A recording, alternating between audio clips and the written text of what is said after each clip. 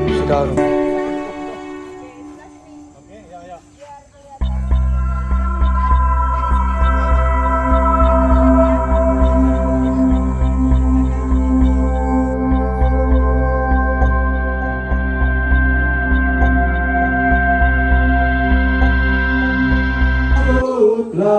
Dengan girang maut dihancurkannya, Kristus pemenang jaya.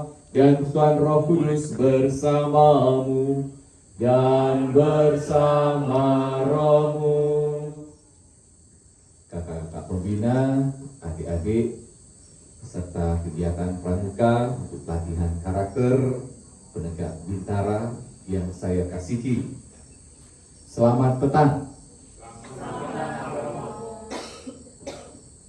Hari ini kita berkumpul di sini dan hari ini selaras dengan tema kita meningkatkan rasa empati dan tanggung jawab untuk mempererat solidaritas melalui kegiatan pramuka. Maka firman Tuhan dalam bacaan-bacaan suci yang akan kita dengar mengisahkan bagaimana Tuhan yang bangkit menampakkan diri kepada para muridnya, meneguhkan mereka untuk nantinya menjadi orang-orang yang diutus mewartakan belas kasih, kerahiman, solidaritas dari Allah kepada manusia.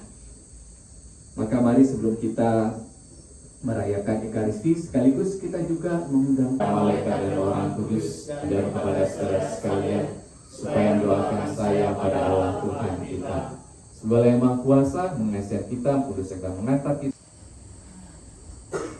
Kakak-kakak pembina yang Romo kasihi, adik-adik penegak bentara yang Romo banggakan. Apakah kalian kenal pokok ini, ungkapan ini? Mana matamu? Ini mata, mata kiri mataku, mata kanan mataku, mata-mata hura. Oke, kenal ya? Oke, baik, sudah tidak asing ya? Baik, kita menggali spirit ya dari ungkapan yang seperti itu. Mana matamu? Ini mataku, mata kiri mataku, mata kanan mataku, mata-mata hura. Mana telingamu? Ini telingaku, telinga kiri telingaku, telinga kanan telingaku, telinga hura. Mata jantungmu? Ini jantungku, jantung kiri jantungku, jantung kanan jantungku, jantung hura. Oke, tepuk tangan untuk kita semua. Kakak-kakak pembina, adik-adik penegak bentara yang Romo kasihi. Ungkapan tadi ya memang biasa ya, yel-yel dalam kepramukaan ya.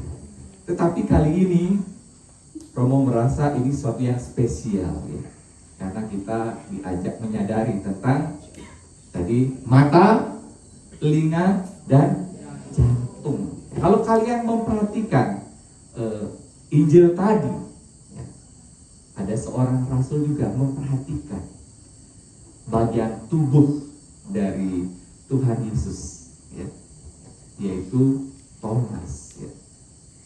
Dia memperhatikan apa? Tangan dan lambung Yesus. Baik, sebelumnya saya ingin bertanya kepada kalian, apakah kalian percaya ada gempa bumi kemarin? Hah? Percaya? Percaya. Ya. Kalian merasakan kemarin? Kuat? Apa takut? Siap takut pasti ya, cemas ya. Oke. Tapi yang jelas percaya ada gempa bumi. Sekarang kalau saya tanya, apakah kalian percaya orang mati bisa hidup? Hah? Siap tidak? Apa-apa. Siapa yang tidak percaya orang mati bisa hidup lagi? Angkat tangan, nggak apa-apa. Enggak. orang mati bisa hidup? Gak percaya kan? Yakin kan? Oke. Yang lainnya percaya orang mati bisa hidup, siapa yang percaya? Enggak. Apa mati bisa hidup siapa? Orang mati loh, orang mati bisa hidup. Nah, baik, jawaban yang pertama itu yang asli ya. Nah, tadi 2 orang ya. Sama seperti kalian. Rasul Thomas juga tidak mudah percaya ya.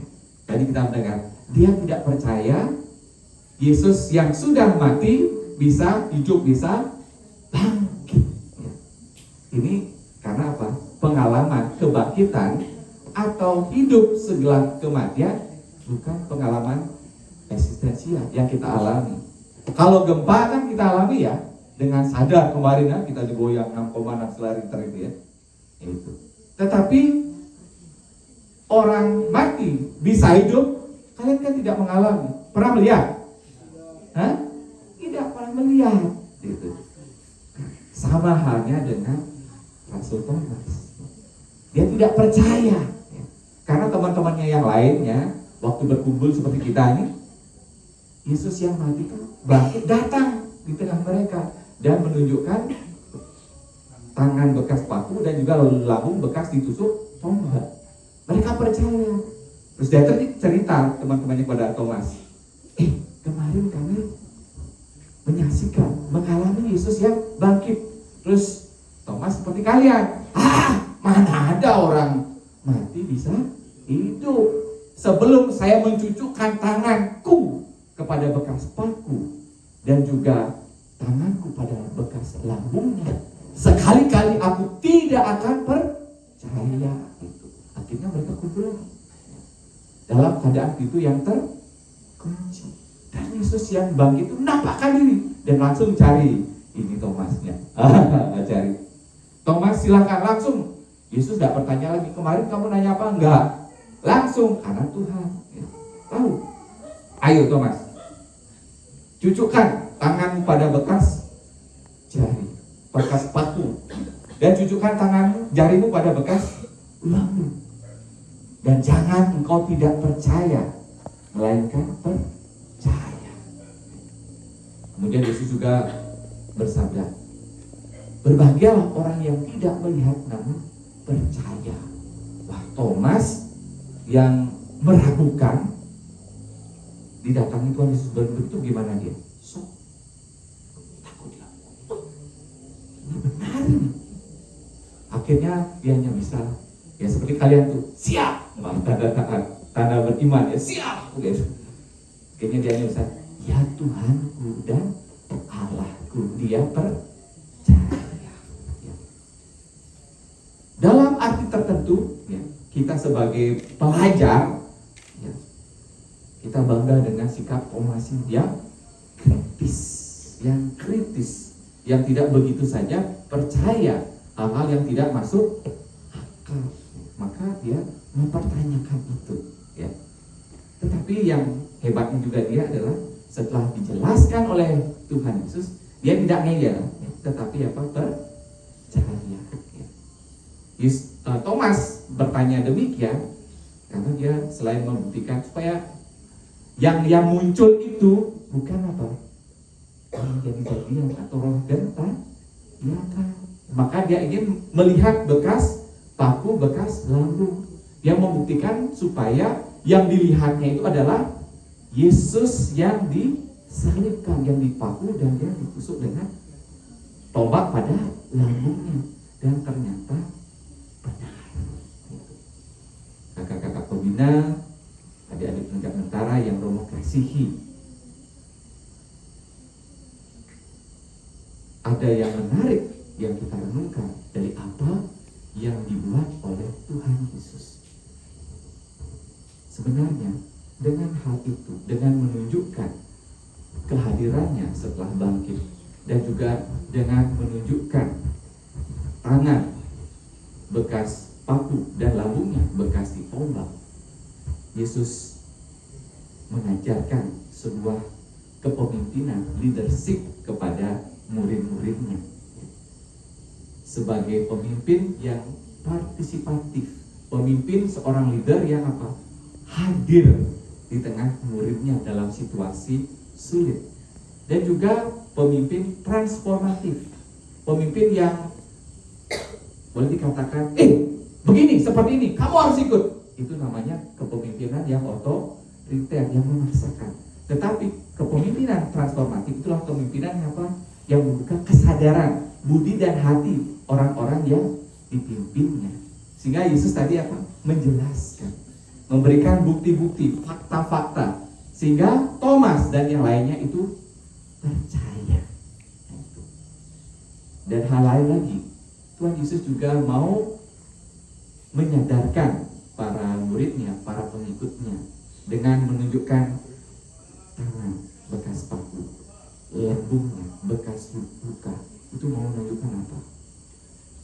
Kerahiman, belas kasih, pengorbanan Yesus Tuhan kita bagi orang-orang yang berdosa, bagi orang-orang yang ingin diselamatkan.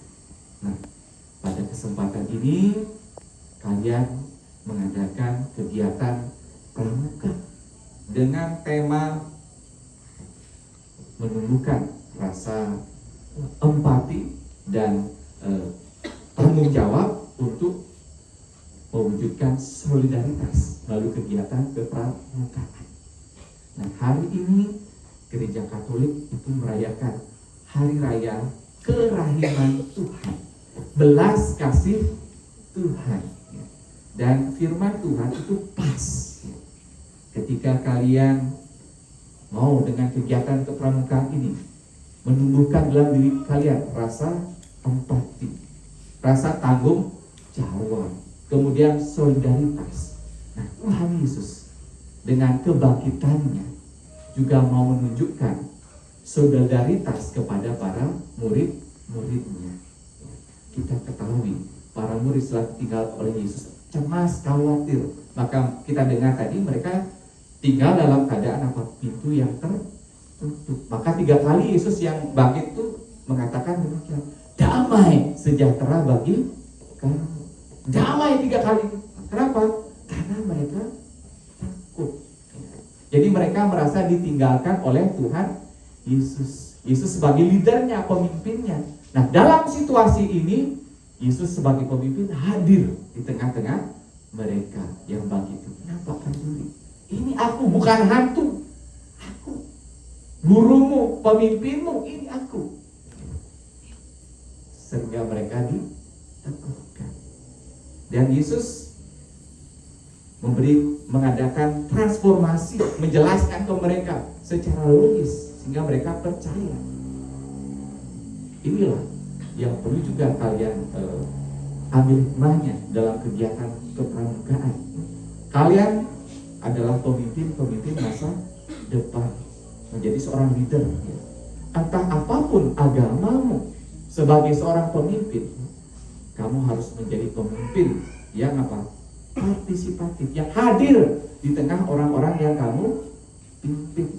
Tidak cukup menjadi pemimpin hanya ngomong doang, ya, unduh atau ngatur, no action talk only. Sebagai pemimpin apa? Harus hadir. Ya. Itu nanti kan kalian ada kegiatan OSIS, kegiatan pembukaan. Jadi pemimpin harus hadir, jangan suruh-suruh saja. Itu. Juga sebagai pemimpin harus apa? Transformatif. Apa?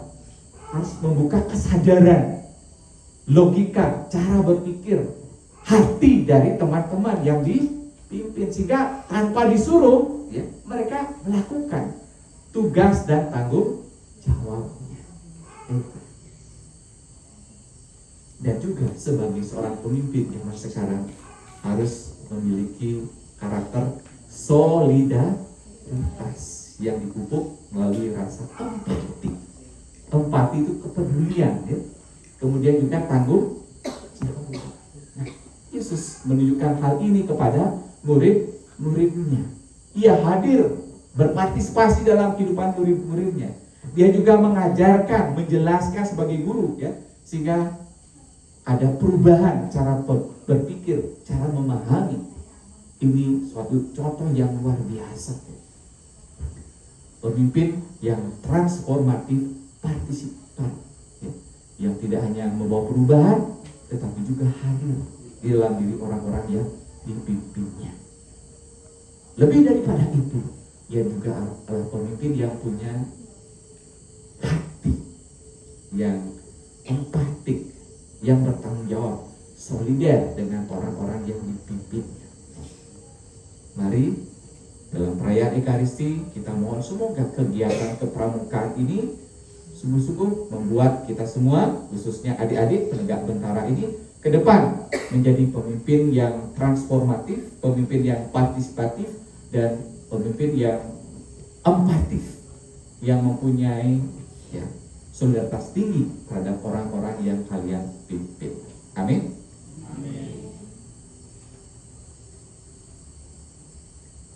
Mari kita bangkit berdiri. Aku percaya Bapa yang Maha Kuasa, Pencipta langit dan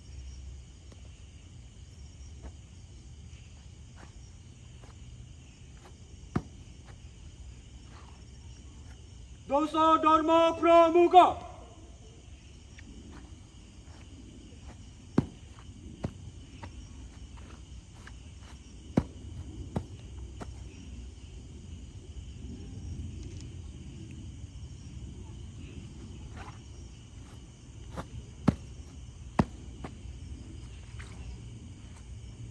Satu, takwa kepada Tuhan Yang Maha Esa.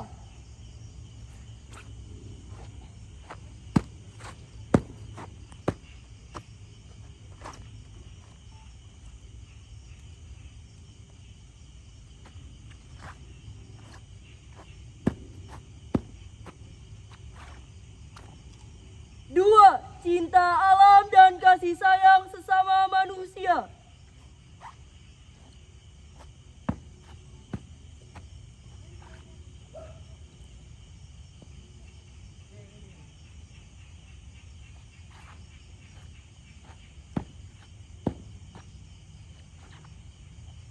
Tiga, patriot yang sopan dan kesatria.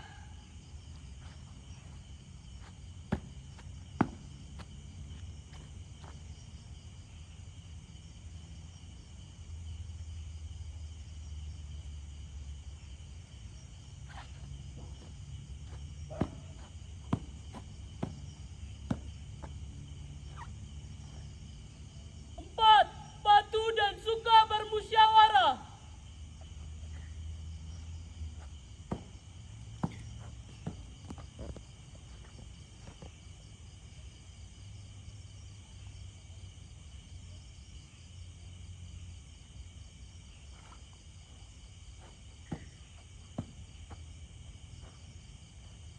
Lima, rela menolong dan tabah.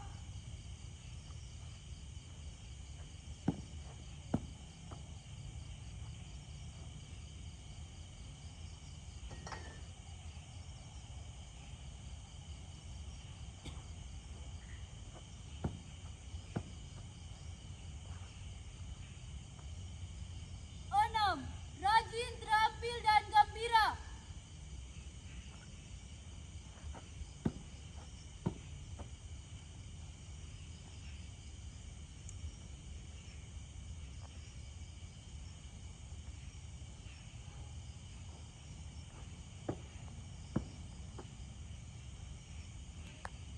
Tujuh, hemat, cermat dan bersahaja.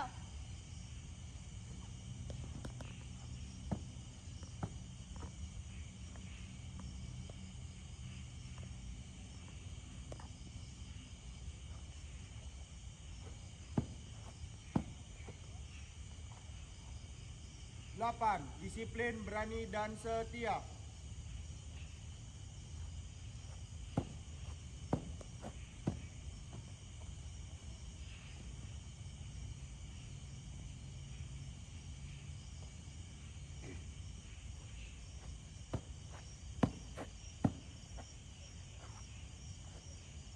Sembilan, bertanggung jawab dan dapat dipercaya.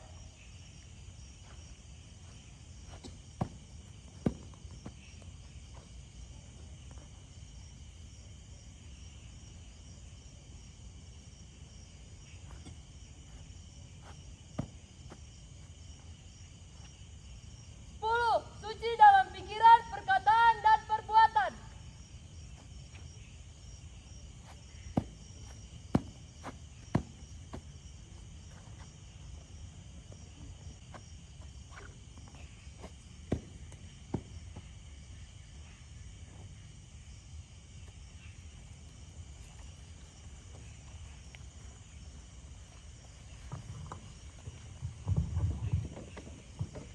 Api kita sudah menyala, api kita sudah menyala.